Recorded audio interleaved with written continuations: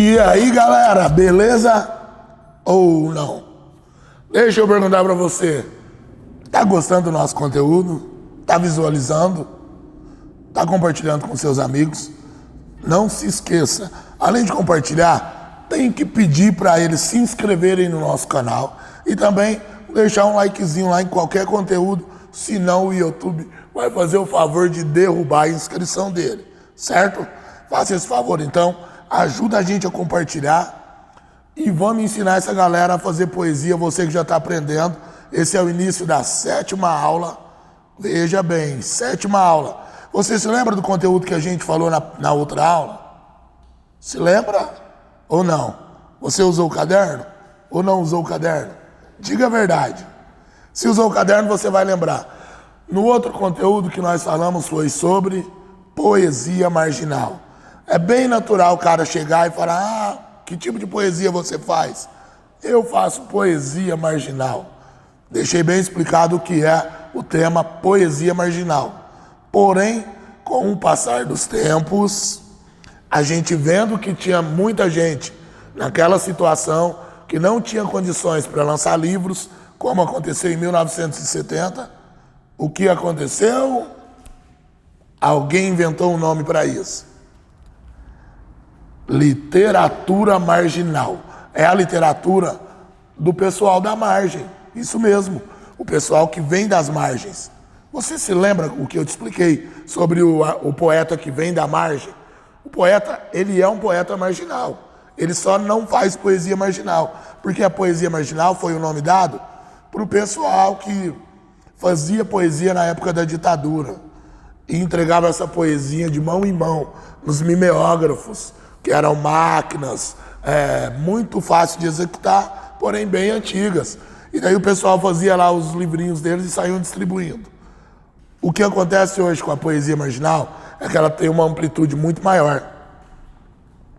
Nós temos, hoje em dia pode-se falar, literatura marginal ou literatura periférica. A literatura periférica, temos vários exemplos de poetas periféricos. Um exemplo deles que eu citei na outra aula foi o Ferrez. E quando falamos disso, nós estamos falando de uma galera que resiste em ter um trabalho editorial lançado, mas que aos poucos tem chegado através das mídias sociais até seus seguidores. Ou seja, você que usa as redes sociais para colocar os seus textos, você é um poeta marginal? Você se enquadra nesse perfil de poeta marginal? E através desse propósito, temos alguns poetas que abriram a visão lançando livros com literatura marginal. A literatura marginal traz parte da cultura da periferia, trazendo contos, poemas e letras de rap. O Ferrez, que eu acabei de citar, a exemplo, tem mais de 48 autores, a maioria dos trabalhos inéditos e todos em alguma situação marginal. Ou seja, ele virou um revelador de autores. Ele vai para a periferia, pega a criançada que tem talento para escrever alguma poesia e lança livro com essa galera. Literatura marginal ou a literatura periférica tem como proposta ser destinada a espaços, autores, leitores e questões sociais considerados marginais, como a periferia e a sua linguagem, e a cultura, a temas como violência, drogas, entre outros. É bem natural quando você vai falar de poesia, você vai citar poesia com uma pessoa, aí ela vai olhar e falar, ai, engraçado, a minha avó fazia poesia. Já aconteceu isso com você? Você fazer um texto, alguém vai lá, nossa, esse verso é um poema. Nossa, a sua avó fazia poema, um exemplo, ou seu avô fazia poema. O que aconteceu foi isso, em um determinado tempo, ficou meio que marginalizado falar que você era um poeta, porque, digamos que só tinha valor as coisas cíveis. O que as pessoas passaram a enxergar foi tipo que, ai, é poesia. E com essa pegada forte, vamos dizer assim, que o pessoal de 1970 teve, foi seja marginal, seja herói, isso é uma frase que vai causar pela eternidade, mas foi algo por um determinado tempo. A sociedade teve dificuldade de conseguir a digerir. Então, vamos dizer que em um tempo, ficou bem complicado falar que era poeta. E agora, de 2005, 2004 para cá, desde que começaram a dar início a essa ideia de poesia marginal, ela tem sido mais liberada. Tanto é que, não sei se vocês viram, a posse do presidente americano, quem fez uma abertura foi uma poeta americana, ela que chegou e deu o melhor dela nas rimas lá. E vamos ser sinceros, mandou super bem, né? Surge como grito para o mundo. O exemplo do Ferrez, né? O cara foi lá criado na periferia, ele tinha na cabeça dele as ideias que ele queria passar para o papel. Com o tempo ficou muito chato, ninguém queria ouvir poesia, porque poesia quem trazia eram os autores, os antigos autores, digamos assim. Eles quem tinham livros de poesia. Então, se você quisesse ler, você teria aquilo como guia, para você saber o que era poesia. E com o passar do tempo, o Ferrez trouxe toda essa inovação. O que ele falava? O menino da periferia, ele tem por proximidade a violência, o Ferrez fala de violência. Entendeu? Para ter mais intimidade com quem está lendo, um cara chama o outro de mano, um exemplo. Isso veio formando e dando toda a característica para a literatura marginal.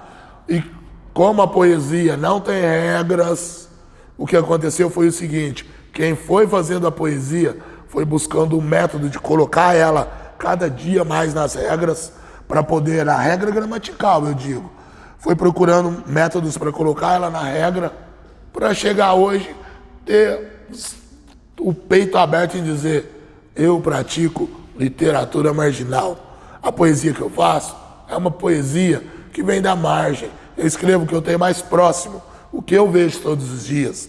Então, quem está lá na periferia tem droga, tem o time de futebol, sendo romancista, se lembra disso? Sendo romancista ou realista, ele vai falar daquilo que tem mais próximo. E esse movimento literatura marginal vem como um grito para o mundo. Exemplo como Capão Pecado, um livro do Ferrez. Um livro que ele conta a vida no Capão Redondo, como é. Ele tem alguns personagens que ele criou que fogem do padrão tradicional, né? Porque para você ver, para ser o personagem principal tem que ser Leonardo DiCaprio, tem que ser um cara galanzão. Ele não, ele já coloca um cara do gueto, um negrão, gordão, e fala coisas tipo uma pessoa super natural, e ele, como a poesia dele, ele consegue fazer a mágica de transformar esse personagem dele num grande herói, mesmo o cara sendo quebrando esse estereotipo, né, que tem que ser um loiro lindo europeu, como eu já disse.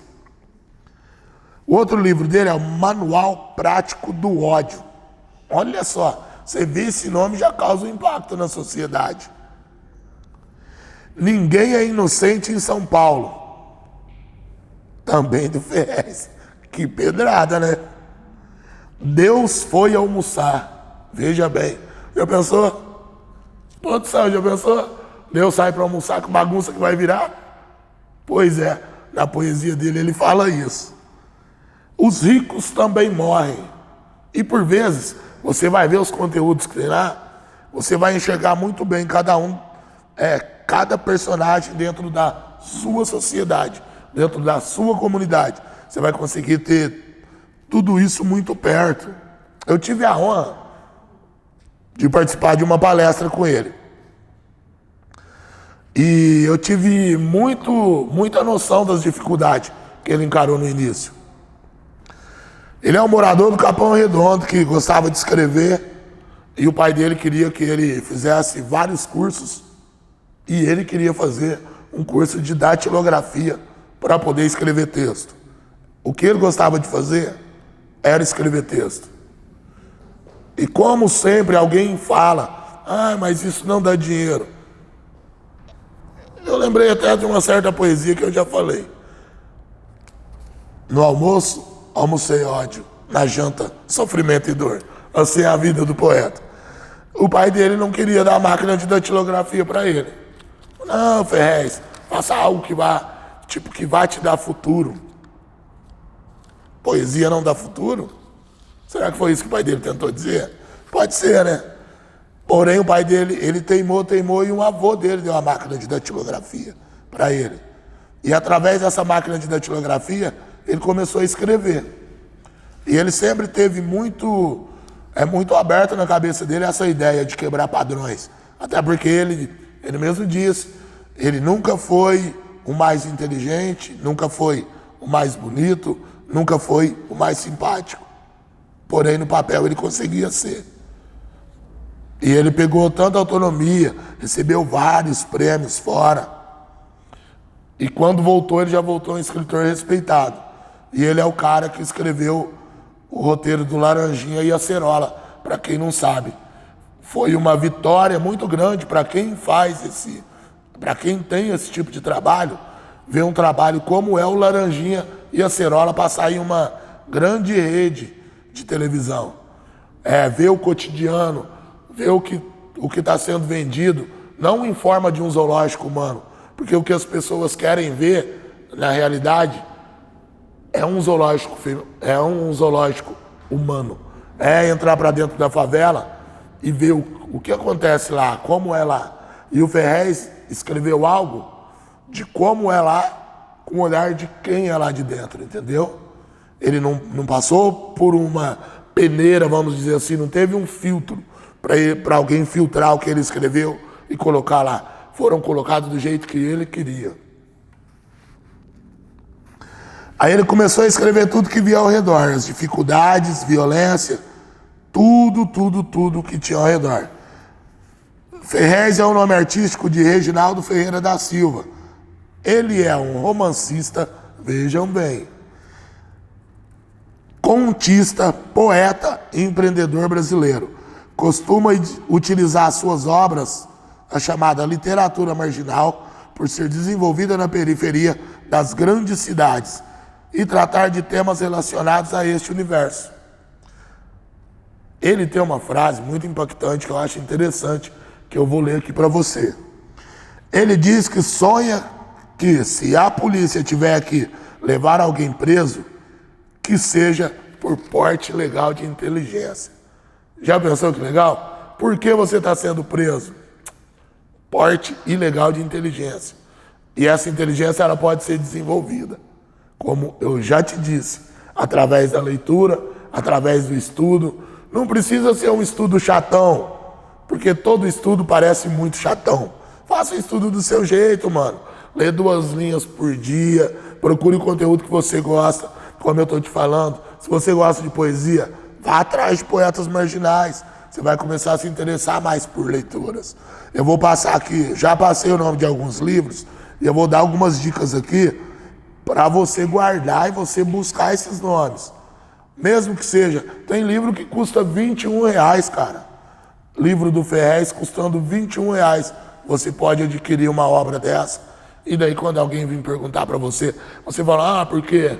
Não, mano, eu consumo literatura marginal, certo?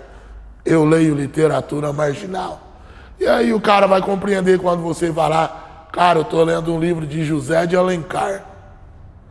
Se você falar isso hoje, seu brother vai falar, isso mesmo, meu irmão. Eu tô lendo um livro de José de Alencar. Fala assim, eu tô lendo Iracema de José de Alencar. O cara vai falar, como assim? O porquê ele vai falar isso? Porque o linguajar está distorcido para nossa época. Hoje está tudo avançado. Então acompanha esse ritmo. Lê algo que está no ritmo. E por isso que eles abriram essa brecha, para que os textos viessem sendo lapidados, para que hoje tivesse um conteúdo interessante para nossa galera. Temos também um poeta, o poeta da periferia, esse. É o Sérgio Vaz, dono de obras como Coperifa, Colecionador de Pedras, Literatura, Pão e Poesia. Gente, esse cara é um mano real, original do gueto. O jeito dele falar, o jeito dele gesticular é impressionante. O jeito dele fazer as apresentações dele, ele faz toda a apresentação dele, é muito natural, é muito o que ele é. Ele consegue transpassar o que ele é nas poesias que ele faz. E isso tem feito o trabalho dele ser muito gigante. Ele é um produtor cultural que aos poucos foi descobrindo essa vontade de fazer poesia. O que aconteceu? Ele não se enquadrava. Ele chegava, ele não se via no meio do rolê. Saca? Sabe, tipo aquele cara diferentão. Ele desde novinho gostava de falar tudo muito certinho. Aí quando ele ia trocar uma ideia com os manos, falava: ixi, já vem esse Serginho Xarope. Já pensou? Já vem esse Serginho Xarope. Porque o cara gostava de estudar desde criança. E ele não conseguia se enquadrar. Tipo, acontece muito com qualquer um que tem uma ideia diferente. É mais fácil condenar quem tem a ideia diferente do que se juntar a ele para entender o que ele passa. Entende? Então o grupo maior sempre patrola o grupo menor com esse tipo de ideia. É muito natural do ser humano, essa ideologia. Quando você começa a desenvolver a sua caminhada poética, ou vamos dizer que o seu lado intelectual, você passa a enxergar muita coisa de outra maneira. E é isso que essas leituras vão fazer você enxergar. E foi o caso desse escritor. Ele tem 56 anos, é mineiro que mora em São Paulo desde os 5 anos de idade. Criou eventos como Poesia no Ar. Olha que cara maluco. Ele amarrava papéis e versos em balões de gás e soltava no ar. O que acontecia? Tinha chuva de poesia em algum lugar. Alguém pegava aquele papel e lia. Eita, Sérgio Vaz. Olha para ver que ideia interessante dele. Outro ato também que ele criou que é algo assim muito, vamos dizer, algo de muita coragem para criar. Ele criou, olha o nome do evento, o ajoelhaço. O que é o ajoelhaço? Ajoelhaço é que os homens se ajoelham para pedir perdão às mulheres no Dia Internacional das Mulheres. Você já pensou isso? O Dia Internacional das Mulheres. E aí ele fez esse ato. Um mano da periferia falou: cara, vamos juntar nossa galera aqui. E o negócio é o seguinte: no Dia das Mulheres, nós vamos fazer um evento, vai chamar ajoelhaço. Nós vamos pôr o joelho no chão e vamos pedir desculpa para essas guerreiras aí. Tá certo? Você já pensou que atitude que esse mano teve? E é isso que eu tô te falando, que é desenvolvido e que faz ele ser um cara muito diferenciado. Ele foi, me desculpe, ele foi um dos 100 brasileiros mais influentes de 2009. Ou seja, quantos brasileiros existem? E o cara tá entre os 100 mais influentes. O porquê influente? Porque ele consegue trazer a influência, esse tipo de influência, principalmente no Capão Redondo. Embora a gente tenha a ideia que o Capão Redondo é algo muito, muito cercado pela criminalidade, é um lugar muito perigoso, o que acontece é o seguinte: lá também tem muita cultura. É a maior favela do mundo, Capão Redondo. E para ver que lá consegue ter estudo de cultura. Pessoas que eu já disse por aqui, Racionais, o Sérgio Vaz, que foi criado no Capão Redondo. Pensa que legal, um lugar desse que é cercado de cultura. Então, faça de você um ponto de referência para que seus amigos também consigam consumir a cultura que você está consumindo. E é por isso que eu peço para você, se você está assistindo até agora, gostou do nosso conteúdo, compartilhe com seus amigos. Vai ser super interessante. Como eu já disse, o aprendizado não lhe vai gastar o HD interno. Então, só vai, garotinho. Os seus primeiros livros foram edições independentes. Ou seja, um poeta marginal, que, como sempre, faz igual qualquer um de nós, busca qualquer meio para poder mostrar nossa arte. Ele só veio a ser publicado por uma editora quando a Editora Global lançou o Colecionador de Pedras. Ou seja, ele ficou pedalando, procurando meios, tentando, inventando esses eventos culturais, até que alguém visse e falasse: esse Serginho Vaz aí, ele é um bom poeta. E pelo que eu vejo assim, ele é um poeta que eu sigo ele e tenho honra assim de você seguir o cara, falar: putz, o cara tá vivo. Nós não estamos falando de alguém que já se foi. E não estamos falando de alguém que tem uma linguagem diferente. Estamos falando de alguém que tem uma linguagem contemporânea, uma linha contemporânea. E o que ele fala é o seguinte: a minha relação é de gratidão com o hip hop. O porquê a relação dele é de gratidão com o hip hop? É como eu disse, a minha relação é de muita gratidão com o hip hop. Porque o hip hop, tanto quanto esse projeto Semente das Ruas, tem como foco trazer para você um lugar límpido, para você beber uma água límpida. Para que você não precisa ficar lá caminhando, pedalando e tentando descobrir e tal. Semente das Ruas está trazendo direto para você uma fonte de água limpa, para você aprender, para você lapidar a sua ideologia cada dia mais, ver: não, isso eu quero para mim, isso eu não quero para mim. Porém, antes era muito difícil. E quem tem esse poder acolhedor é o hip hop. E às vezes você vê gestos de hip hop num senhor de 85 anos. Como você vê gestos de hip hop numa criança de 8 anos. Os gestos do hip hop é a consciência, a forma que ele faz usar aquilo. E é isso que o Sérgio Vaz agradece. A consciência que o hip hop deu para ele usar a poesia em prol da sociedade dele. Ele obviamente, ele ficou um escritor muito famoso, ganhou muitos prêmios, é muito bem de vida, porém, ele usou o trabalho dele em prol da sociedade dele. E isso para o hip hop é algo muito significante. Você mudar a energia ao seu redor, você conseguir mudar o espaço de uma forma que até o espaço geográfico seja mudado. Tá entendendo? A gente começa a implantar essa semente da poesia num coraçãozinho pequenininho. O dia de amanhã, essa criança vai ser um adolescente que vai ter uma ideologia um pouco diferente. E quando vê, o espaço geográfico vai estar tomado por diferentes atitudes. Entende? E isso é muito interessante.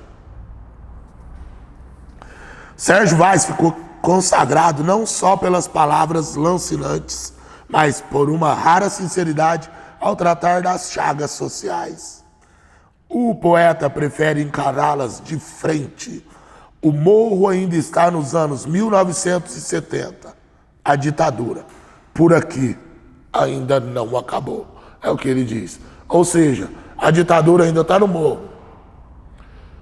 Você que está assistindo esse vídeo, seja sincero, você não está com um pouco de dificuldade de se empoderar e falar: eu vou fazer da minha vida uma verdadeira estante de leituras e eu vou ser um futuro poeta? Você tem dificuldade de ter essa atitude de falar: eu vou ser, eu serei, entendeu?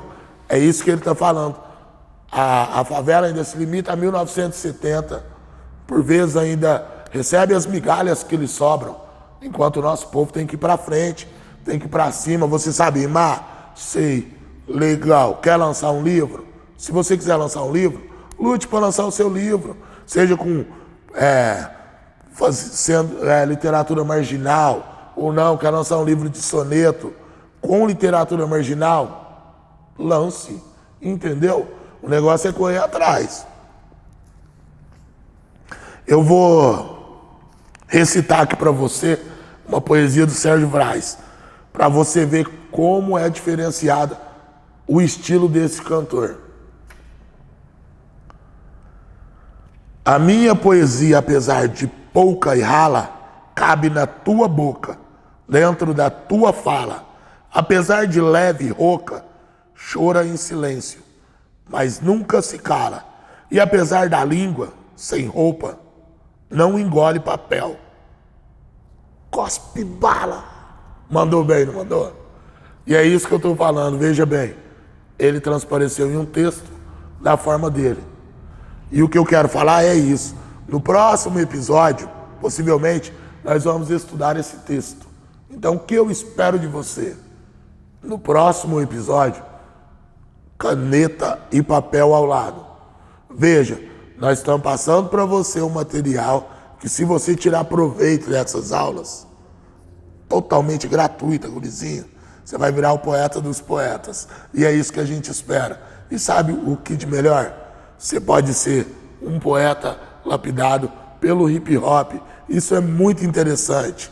Eu fico muito grato. Eu espero que você venha aprendendo o que a gente está passando. Porque são manhas que por tempo eu tive que aprender na rua e meio que aprender sozinho, procurando dicas aqui e ali. Como eu disse, em 1994, conhecimento que você carrega na mão, quem tinha era só o presidente dos Estados Unidos. Então pensa, tudo era mais difícil. Eu aprendi a fazer poesia lendo através de palavras de José de Alencar, como eu disse. Era muito difícil ver algum livro, vamos dizer, contemporâneo, com uma linguagem dessa, falando do gueto, falando das dificuldades. E agora você tem a possibilidade de estar construindo esse material na sua casa, ou que seja com algumas parcerias, buscando alguns pequenos parceiros para poder lançar esse material, certo? O que eu quero falar para você é o seguinte: continue compartilhando o nosso material. Olha, eu vou falar para você, o pessoal da equipe já está tão íntimo que eu cheguei aqui, era general. Já estão me chamando de G, você acredita? Você também que está em casa, você já está passando para os amigos, assistam o G. Rapaz, não faça isso, não me queime. Porém, eu espero sim que você ofereça aos seus amigos o Semente das Ruas e diga que é um projeto lindo, magnânimo, magnífico, certo? E que seus amigos venham aprender com a gente tudo isso. Por hoje, eu vou deixar aqui aquele meu super abraço. Quero pedir para que você se inscreva no nosso canal, procure as nossas redes sociais, entre em contato com a nossa produção, venha conversar, venha ser feliz, venha fazer poesia com a gente, venha descobrir tudo e muito mais. Muito obrigado, garoto. Eu vou ficando por aqui, um abraço e até já!